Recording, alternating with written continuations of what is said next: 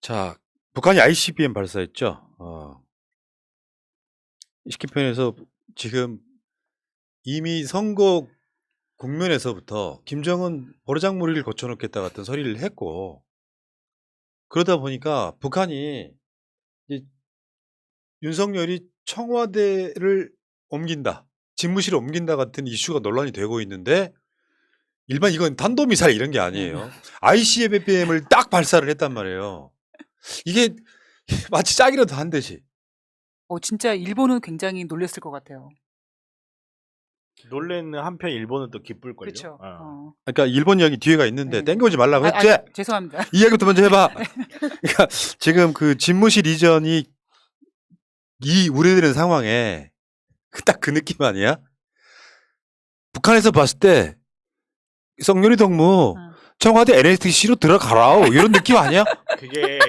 이게 농담으로 할 이야기가 아니고요. 그 ICBM이라는 게 그렇잖아요. 고정된 타격을 목표를 타격하는 거란 말이에요. 북한이 ICBM을 발사했다는 걸 우리 입장에서 용납할 수는 없죠. 근데 그냥 군사적 관점에서 한번 봐보자는 거예요. 지금 갑자기 청와대를 사용하지 않겠다고 해요. 전쟁이 나면 북한 입장에서 제1 타격 목표겠죠. 청와대가. 근데 여기가 없어져요. 그리고 NSC를 사용하지 않고 차량에 이동을 하겠다고 그래요. 그러면 북한 입장에서는 어떤 사인을 받을 수밖에 없냐면 자기네들이 유사시에 자기네들 방어를 위해서건 공격을 위해서건 제1 타겟이 사라지고 있다는 거예요. 예를 들어서 미국 대통령이 갑자기 백악관에서 나와서 미국 그 핵전쟁 때 사용하는 E4라는 비행기가 있어요. 그 비행기에 올라탄다면 러시아는 어떤 사인을 받겠어요? 갑자기 미국 대통령이 멀쩡히 있던 백악관에서 나 여기 안 있을래. 나 지휘 비행기도 탈래. 미국은 지휘 비행기, 우리는 지휘 차량이고. 지휘 비행기에 탈래 그러면 러시아도 중국도 다 긴장할 수밖에 없습니다. 왜? 자기네들 몸을 피하는구나. 우리는 핵심 타격이 없어진 반면에 우리 타겟은 그대로 노출되는 이런 효과가 발생하는 거죠. 그다음에 군사적 긴장이 생길 수밖에 없는 거예요. 근데 청와대라는 고정된 목표에서 벗어나서 갑자기 국방부 건물로 이전을 한다 그러고 이동이 가능한 차량을 이용해서 지휘를 하겠다고 해요. 그러면 북한 입장에서 받아들이는 사인은 저거는 뭔가를 준비하고 있다는 사인을 받아들이기가 쉬워요. 첫 번째로. 두 번째로 우리도 냉전과 갈등을 통해서 이득을 잇는 자가 있듯이 북한도 마찬가지로 갈등과 냉전을 통해서 이득을 얻는 세력이 있다고요. 군부 세력. 당연히 그러겠죠. 북한이 계속 갈등하고 문제가 생겨줘야 군부에 돈도 많이 올 거고 권력도 많이 이양이 될 수밖에 없잖아요. 걔네들도 거기에 얻는 자들이 있단 말이에요. 근데 한국에서 갑자기 선제 타격을 하겠다, 군사적 긴장을 유발하는 발언을 하며 북한도 당연히 전쟁에 대비하는 세력한테 목소리도 가게 되고 힘도 가게 될 수밖에 없단 말이에요. 그러니까 북한이 미사일 쏜 거 잘못했어요. 절대 잘했다라고 이야기를 하는 건 아니에요. 잘했다라고 이야기를 하는 건 아닌데 말 그대로 3월 9일 날 삼청대 이재명 배치를 실패하면서 국가 단위에서 긴장이 지금 고조되고 있는 것을 정확하게 보고 있는 겁니다. 정확하게 보고 있는 거예요. 자, 마이크를 이 방향으로 해달라고요. 밑에 받침대를 이쪽으로 옮기면 되잖아요. 야, 의사는 어떻게 됐냐? 자, 감사하고요. 인터컨티넨탈 발리스틱 미사일, 대륙간 탄도미사일 ICBM 요거를 쐈어요. 쐈는데 이 상황에서 이 ICBM이라고 하는 것이 주는 의미가 간단치는 않다. 쉽게 표현하면 내가 봤을 때 윤석열한테 선제 타격한 거예요. 한편에서 보면. 너 건방지 그렇게 하지 마라. 물론 이게 이제 뭐 러시아 문제도 있고 뭐 우크라이나 문제도 있고 그러면서 북한의 입장에서는 어떤 면에서 보면 이게 뭐냐면은 우리가 비핵화 관련한 논의, 남북 관계가 문재인 대통령 좋았을 때의 원점으로 회귀를 선언하는 거거든요. 우리 아직 미사일 기술, 핵 기술 그대로 가지고 있어 이렇게 그 경고하는 거에 좀 가깝다 이런 건데 늘상 이런 문제가 생기면 제일 난리가 나는 게 일본이죠, 일본. 지금 일본 경제 수역 깊숙이 이걸 떨어뜨렸다고 그러는데 지도로 한번 볼까요? 홋카이도 오시마 반도 앞에 150km 상해. 일본이 난리가 난 이유가 여기다가 미사일을 쏘잖아. 그럼 지나가는 오선도 있을 거고 그쵸. 상선도 있을 거 아니야. 맞으면 어쩔 뻔했냐 하는 건데 북한이 그간의 핵 준비하면서 계속해서 그런 식이었거든요. 저번에 우리가 박근혜 때는 뭐 있었냐면 지금 문재인 정부 때는 이게 사실상 처음인데 북한이 미사일을 쏴. 일본 열도를 넘어가서 그렇죠. 태평양 상공에 아. 떨어뜨려. 일본 입장에서는 미치는 거예요 이게. 영공 침해거든. 어. 지들 입장에서는. 이런 상황들이 벌어졌기 때문에 일본 입장에서는 지금 그러니까 항상 그런 식이었어요. 북한이 미사일을 쏘면 일본이 발끈하고 일본이 진징되면 미국이 화를 내고 그러면서 그 미국이 한국에다가 무기 팔아먹는 용도가 그게 계속 악순환됐던 거예요 그게. 그러니까 사실은 어떻게 보면 보수 정권 때는요.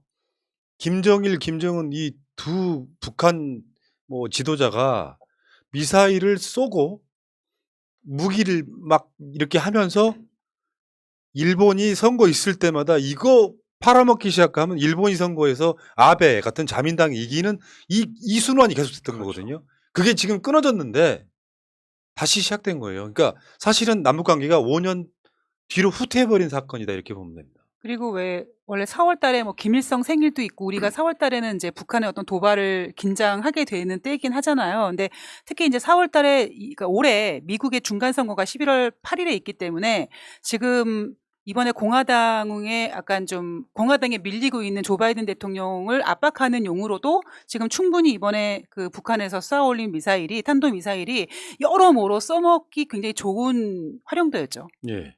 지금 일본 그 총리 기시다 후미오가 발끈했는데 사실은 쫄았다고 보는 게 맞지. 1년의 북한의 행동은 우리나라 그리고 지역 및 국제사회의 평화와 안전을 위협하는 것으로 결단코 용납할 수 없어. 용납 안 하면 어떨 건데? 나 되게 궁금해. 근데 저는 좀 더 우려가 되는 게 사실 윤석열이 토론회에서도 유사시에는 일본이 들어올 수도 있다라는 이야기를 했었고 바이든도 한미일 군사 훈련 뭐 이런 걸 하자라는 제안을 했었다고 하고 문재인 대통령이 거부했다고 하는데 이렇게 되면 지금 또 그 인수위에 있는 김태효 인수위원도 일본 자유대 안보 협력하자 이런 주장을 하고 있는 사람인데 자꾸 이런 식으로 일본을 끌어들이지 않을까 윤석열이 그런 우려가 더 예. 남는 거죠. 그러니까 제가 걱정하는 게 바로 그 지점이에요. 그렇게 되면 일본 극우하고 현 일본 정부하고 윤석열과 친해질 수밖에 없는 거예요. 조인을 하는 거예요. 조인을. 서로 그런 방식으로 친해질 수밖에 없는 거예요. 그러니까 실제로 윤석열은 이미 선거 나오는 순간부터 친일파였거든요. 일본을 옹호하는 발언을 너무 많이 했어. 이제 탈원전 이야기까지 포함해갖고 하면서 후쿠시마에는 폭발이 없었다 같은 방사능 누출이 없었대. 그렇게 생각하는 자야. 이따가 탈원전 이야기 또 나오겠습니다만. 그런데 이게 골 때리는 게 한일 관계가 무역전쟁 이전으로 나빠졌던 건 뭐예요? 강제징용 피해자에 대한 판결이 대법원에서 나오면서. 근데 일본은 그걸 받아들일 수 없다고 하고. 근데 삼권 분립 국가에서 행정부인 문재인 정부가 대법원의 판결을 무시할 수도 없는 거 아니에요. 그걸 빌미로 해서 나중에 무역전쟁까지 일어난 상황. 근데 우리나라의 윤석열을 비롯한 저쪽의 보수 세력들은 그 당시에도 일본하고 왜 싸우냐 이런 얘기 했지만 한일 무역전쟁을 통해서 한국이 확실히 일본을 누르고 올라섰잖아요.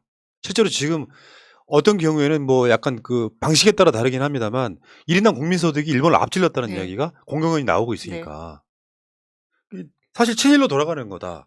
그 대표적인 모습 중에 하나가 윤석열 인수위의 특별 고문의 이배용 씨라고 있습니다. 이배용 여자분이에요. 친일 독재 미화 역사 교과서 국정화에 참여했던 사람이야.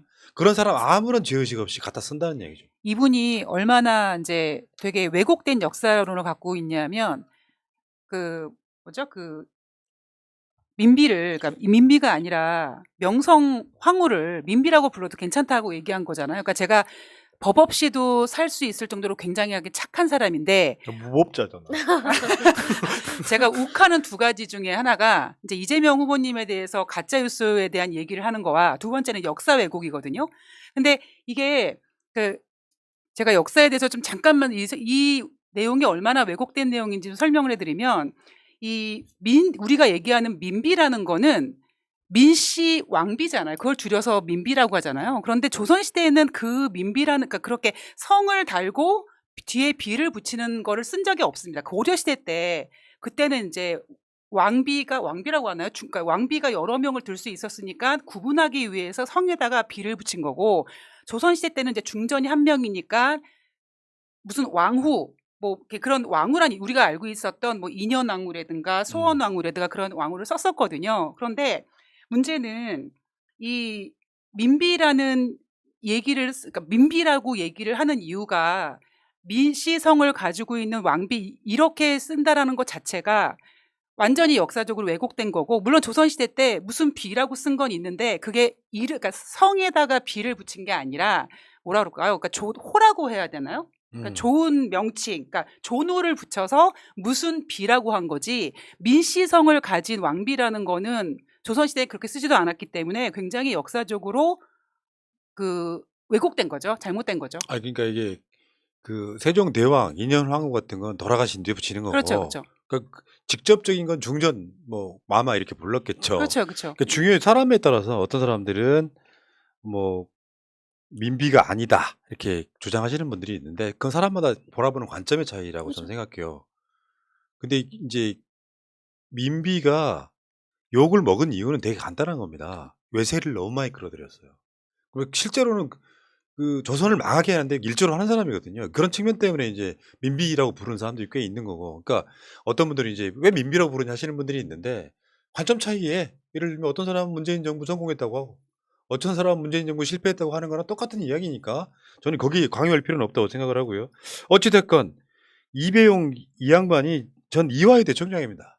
그러니까 이화여대의 그 총장이나 이런 사람들이 약간 역사적으로 보면 친일 성향이 좀 있어. 사실 우리나라에 이름을 읽었다라고 하는 학자 중에 친일 성향 없는 사람을 찾아보기 어렵죠.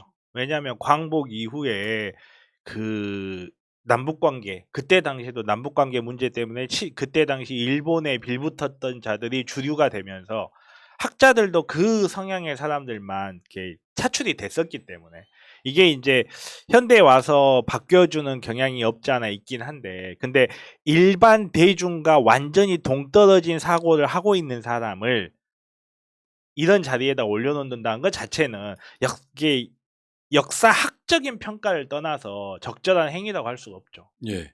그러니까 그 당시에 박근혜 때 우리가 그때 싸웠던 사람들이 정확히 기억을 합니다.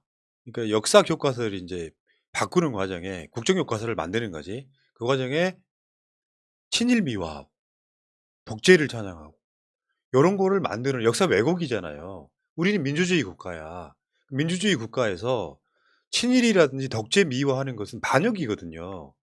말도 안 되는 거야. 민주주의라는 게 더 발전해서 정말 민주적이고 복지적인 국가로 나아가는 방향성이 있는데 갑자기 박근혜의 아버지가 혈서를 쓰고 일본군 장교가 된 그 친일의 역사가 있다 보니까 친일을 어떤 식으로 미화를 하냐면 일본 때 한국이 발전했어. 식민지 근대화론. 요걸 통해 갖고 일본이 우리한테 해준 게 많아. 일본을 왜 적으로 생각해? 그리고 이제 너 왜 친일했어? 하니까 해방될 줄 몰랐지. 그러면서 그 친일했던 사람들이 반민특위가 해산되고 난 뒤에는 아예 대한민국 기득권으로 지금까지 온 거거든요. 요거를 지금 뭐 건국절 논란을 통해 갖고 교과서를 바꾸려고 할 때 참여했던 바로 그 인물 중에 하나 이배용 씨 이런 사람들이 지금 윤석열 인수위에 들어가 있다는 거죠. 그러니까 이게 친일 논란은 윤석열 임기 내내 왜? 지 아버지도 뉴라이트 교수니까 일본한테 장학금 받고 일본에서 공부한 사람이야. 그런 사람이다 보니까 윤석열 친일은 뭐 상상을 초월하게 논란이 그 임기 끝날 때까지 한 2, 30번은 있을 것 같아요. 내가 봤을 때. 네, 이배용도 뉴라이트 학자이기도 하고, 저는 가장 이 사람이 한 주장 중에 가장 화났던 거는 김환란을 미화한 겁니다. 자신의 학생들을 속여가지고 위안부로 끌려가게 만들고 그 돈까지 다 착취한 그런 사람을 미화하는, 같은 여성으로서 예. 또 교사로서 할 일이 아닌 거죠. 알겠습니다. 자, 이야기는 여기까지 하시고요. 여러분들 채널 구독 지금 빨리빨리 해주세요. 구독 안 하시고 보시는 분들은 내가 봤을 때는 그 외상으로 하는 거야. 이가 무슨 뭐 후원금 주세요 이런 것도 아닌데 구독은 좀 해주셔야 되는 거 아니에요, 인간적으로. 이렇게 열심히 하는데 후원금 달라고 하고 구독 주면서 쇼부를 치죠. 차라리 그럴까? 후원 좀 달라고 네, 하고 구독 안 해도 된다고 그걸 할까요? 그러고 나서 어. 이제 후원금을 좀 그다대요. 구독이라도 하자 네. 이렇게.